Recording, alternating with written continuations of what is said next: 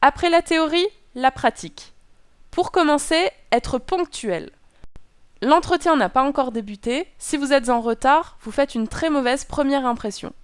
De plus, le recruteur s'interrogera sur votre faculté à être à l'heure quotidiennement.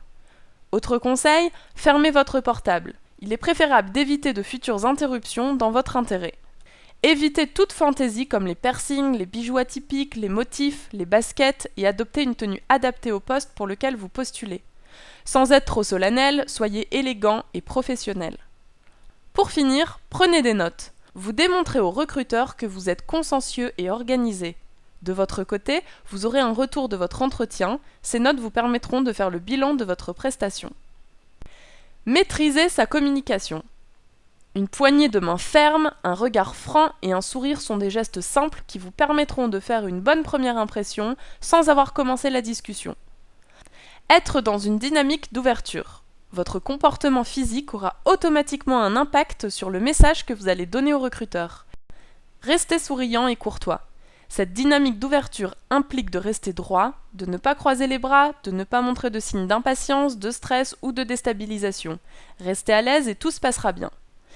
Servez-vous de votre regard pour montrer que vous êtes attentif et reformulez certains points soulevés pour prouver votre attention.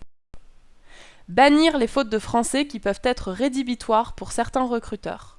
De même, n'employez pas des mots dont la définition est un mystère. Il est préférable de ne pas tendre le bâton pour se faire battre et rester dans un discours que vous maîtrisez. Canalisez vos tics de langage. Les « voilà » et « en fait » à répétition sont à proscrire. Ne jamais critiquer son ancien employeur. Même si à vos yeux il a été un patron incompétent, soyez mesuré. Critiquer votre ancien employeur sous-entend que vous adopterez le même comportement avec le recruteur s'il s'avère être votre futur patron. S'il vous interroge sur vos anciennes relations professionnelles, adoptez un point de vue objectif en restant globalement positif. La première impression est importante, mais la dernière également. À la fin de l'entretien, intéressez-vous à votre futur en posant quelques questions, comme demander la date à laquelle le recruteur rendra sa décision, le questionner sur votre candidature, interrogez-le sur le nombre de candidats qu'il a rencontrés. Cette marque d'intérêt permet de partir sur une bonne note. De plus, il est conseillé d'envoyer un mail de remerciement après l'entretien, en laissant entendre que vous êtes susceptible de revenir vers lui s'il vous manque des informations.